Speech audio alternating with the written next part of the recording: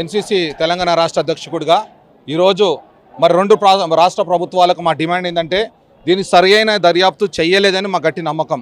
మేము ఒకటే డిమాండ్ చేస్తున్నాం. మరి అంత హడావుడిగా మరి పోస్ట్మార్టం చేసి డెడ్ బాడీని పంపాల్సిన అవసరం ఏముంది? మాకు చాలా అనుమానాలు ఉన్నాయి. మేమైతే ఇది యాక్సిడెంట్ అని నమ్మము. ఇది యాక్సిడెంట్ కాదు, ఇన్సిడెంట్. పక్కా నేను చెప్తున్నాను, ఇది ఇన్సిడెంటు. నిజంగా ఇది హత్య అని మేము నమ్ముతున్నాం. నేషనల్ క్రిస్టియన్ కౌన్సిల్గా కమిటీ వారితో మేమందరం కూడా ఒకటే మేము కోరుతున్నాం. ఏంటంటే రెండు రాష్ట్ర ప్రభుత్వాలకు మేమందరం డిమాండ్ చేస్తున్నాం, దీని వెనకాల ఎవరెవరు ఉన్నారో ప్రతి ఒక్కరిని అరెస్ట్ చేయాల్సిందే. మాకు జస్టిస్ కావాల్సిందే. ఎక్కడెక్కడైతే ఇటువంటి దారుణాలు జరుగుతున్నాయి, కేవలము ప్రవీణ్ ప్రకటనలతోనే ఈ యొక్క మరి దారుణము ఆగడం కాదు, తర్వాత కూడా ఎవరు ఏది చేసినా, ఎవరి మీద ఎవరి ప్రయత్నాలు చేసినా, ఎవరిని బెదిరించినా, ఎవరిని కొట్టినా సరే వారిని తక్షణమే అరెస్ట్ చేయకపోతే రాష్ట్ర వ్యాప్తంగా ఈ యొక్క మా యొక్క ఉద్యమము మరి గొప్పగా ఉధృత చేస్తాము. డెఫినెట్లీ మరి మొతన్మాదులారా ఖబర్దార్, మీ అంతు పట్టడానికి మేము ఎన్సీసీ మొదలైంది. డీసీపీ లెవెల్లో దర్యాప్తు జరుగుతూ ఉంది. సో మీరు ఎట్లా విమర్శిస్తామంటే దర్యాప్తు విషయంలోనే కూడా మాకు చాలా ఇప్పుడు ఒక చిన్న మీకు చెప్తానండి. అఫెన్స్ సీన్ని ఎందుకు మీరు పికెట్ పెట్టలేదు? పోలీస్ వారిని అడుగుతున్నా, డీసీపీ గారిని, అఫెన్స్ సీన్ని మీరు పికెట్ ఎందుకు పెట్టలేదు? అక్కడ ఎవరైనా సరే ఎవరు పోయినా సరే దాన్ని నేను చెప్తున్నాను, సాక్ష్యాలను పాడు చేసే అవకాశం ఎక్కువ ఉంది, విట్నెస్లను డిస్టర్బ్ చేసేది ఎక్కువ ఉంది. సీన్ ఆఫ్ అఫెన్స్లో ఎందుకు పికెట్ పెట్టలేదు? పోలీసులను పెట్టాలి చెప్పండి. ఇంకా ఎటువంటి దర్యాప్తు ఆడుతున్నారు మీరు? మా క్వశ్చన్ అదే, మా అనుమానం అదే, అది మా ఆలోచన. అందుకే సరైన దర్యాప్తు ఇంకా చేయాలి. ఇంకా ఐపీఎస్ లెవెల్లో చేయండి. డీసీపీ లెవెల్ ఎందుకు చేస్తారు? ఐపీఎస్ లెవెల్లో చేయండి. దీన్ని ఇంకా ఉన్నత డిఐజీ లెవెల్లో చేయండి. ఎందుకంటే చనిపోయినవాడు మామూలు కాదు. మీరు చూస్తున్నారు యావత్తు ఎవరి పిలుపు లేకుండా స్వచ్ఛంగా అన్ని సంస్థలు, అన్ని సంఘాలు, అన్ని డినామినేషన్స్, అన్ని వర్గాల వారు ఇక్కడ వచ్చి ఉన్నారు ఈరోజు. ఎందుకు ప్రవీణ్ గారిని హత్య చేయాల్సిన అవసరం ఏమొచ్చిందంటే పక్కా మతోన్మాదుల యొక్క కుట్ర. మతోన్మాదుల యొక్క కుట్రనేది మరొకటి కాదు. ఆయన క్రైస్తవుడు యొక్క నాయకుడు, సైనికుడు, సిపాయి. దేవుని కొరకు ధైర్యముగా సువార్తను ప్రకటించి ఎవరిని మతం మార్చేది కాదు. ఆయన సువార్థికుడు, మంచి మార్గమును చెప్పే ఒక మంచి ప్రబోధకుడు. ఆయనను అనేక రోజుల నుంచి మీరు గత నెల నుంచి మీరు గమనిస్తే, మీరు ఛానల్స్లో కానీ లేకపోతే ఇతరుల యొక్క సోషల్ మీడియాలో మీరు చూస్తే నా ప్రాణానికి హాని ఉంది అని ఆయన ముందుగానే తెలియజేశాడు. అట్లనే జరిగింది ఈరోజు. ప్రాణానికి హాని ఉందని ఆయనే చెప్పారు. మరి ఒంటరిగా ఎందుకు వెళ్ళినట్టు అదే మాకు తెలియదు. మరి ఆయన ఒంటరిగా వెళ్ళాడా లేకపోతే ఒంటరిగా చేశారా? మరి ఆయనతో ఉన్నారు. ఇప్పుడు అన్నీ కూడా ఇన్వెస్టిగేషన్ లెవెల్లో ఉన్నాయి కాబట్టి కూడా పలాని వాళ్ళు చేశారని మేము ఎవరిని నిందిస్తలేము. కానీ దీని వెనకాల ఏదో భారీ కుట్ర ఉందని మాత్రం నమ్ముతున్నాం. రాజకీయ కుట్ర ఏమైనా అయి ఉండొచ్చు అనుకుంటున్నాను. 100% ఉండొచ్చు. నేను నమ్ముతున్నాను కొన్ని కోట్లు పోస్తున్నారేమో దీన్ని దాచడానికి. అంత సైలెంట్గా వారు మరి ఎందుకు బాడీని పంపించారు? ఎందుకు పోస్ట్మార్టం రిపోర్ట్ ఇమీడియట్లీ ఇవ్వలేదు? ఎందుకు సీన్ ఆఫ్ అఫెన్స్లో పికెట్ పెట్టలేదు? దాని విషయం మాకు తెలియజేయాలి.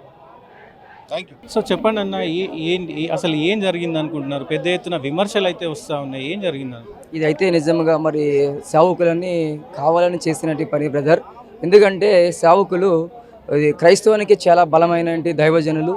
అందరికీ కూడా మంచి బోధించే సేవకులే తప్ప ఎవరిని కూడా విమర్శించే సేవకులు కాదు. చాలామంది అంటూ ఉన్నారు ఆ సేవకులు రకరకాలుగా తప్పుడుగా మాట్లాడతారని అంటూ ఉన్నారు. కానీ ఎవరి అవతల్ని, హిందూ మతాలని, ముస్లింస్ని విమర్శన చేస్తారని అంటున్నారు. కానీ అదంతా కూడా ఒకటి అబద్ధము. ఆయన నిజంగా ఒక మతాన్ని మార్చేవాడు కాదు. కానీ క్రిస్టియన్స్ అంటేనే నిజంగా ఒక మతాను కులాను ఏర్పాటు చేసేవాళ్ళు కాదు. కానీ ఒక పాడైపోయిన మనిషిని ఒక మంచి మార్గంలో నడిపించినటువంటి గొప్ప దైవజనులు. ఆయన కూడా ఆయన సాక్ష్యం రూపంగా ఆయన కూడా ఒకనొక దినంలో ఆయన తన జీవితాన్ని సాక్ష్యం చెప్పినట్టు అయితే నా జీవితం కూడా పాడైపోయిన జీవితం, నాలాగా అనేకులు పాడవకూడదని కూడా ఆయన ఒక మంచి మార్గాన్ని ఎంచుకొని ఒక మంచి మార్గంలో నడిపించిన గొప్ప సేవకులు. ఈరోజు క్రిస్టియన్స్కి ఒక ధైర్యాన్ని కోల్పోయి మేము అందరం కూడా క్రిస్టియన్స్లోనే గొప్ప దైవజనుడు, క్రిస్టియన్స్ అందరూ కూడా బలమైన నాయకుడు, ధైర్యపరిచినటువంటి వాడు. ఆయన ఈ దినాన్ని మా మధ్య లేకపోవడం అంతా కూడా చాలా బాధాకరమైన విషయం ఇది. అయితే ఈ దినాన్ని మరి ఆయన ఆత్మకి శాంతించాలని, తన కుటుంబం అంతా కూడా ఆదరణ కలగాలని మనం మనస్ఫూర్తిగా కోరుకుంటున్నాము. నిజంగా ఇది ఎవరైతే చేస్తారో వారిని ఖచ్చితంగా ప్రభుత్వం వారు ఖండించాలని, వాళ్ళని తక్షణమే వారిని పట్టుకోవాలని మనం మనస్ఫూర్తిగా కోరుకుంటున్నాము. తప్పనిసరిగా వారికి మేలు చేయాలి క్రైస్తవానికి. లేకపోతే క్రైస్తవులందరూ కూడా చాలా తన హృదయానికి గాయంతో చాలా బాధపడుతూ ఉన్నారు. కనుక ఆ బాధ ఇటువంటి ఉద్దేశం మరొకసారి మన దైవజనులకు ఎవరికి జరగకుండా ఉన్నట్లయితే, జరగకుండా ఉండినాగలా మరి ప్రభుత్వ వారికి వెంటనే దాన్ని శిక్షించాలని మనస్ఫూర్తిగా కోరుకుంటున్నాం బ్రదర్. భారతదేశంలో క్రైస్తవులకి ఎటువంటి ఒక ప్రొటెక్షన్ అనేది లేదండి. ఎందుకంటే ఒక ఇన్సిడెంట్ చూస్తే మనకు ఎట్లా అనిపిస్తుంది అంటే ఒక దైవజనుడిని వాంటెడ్గా చంపేశారు.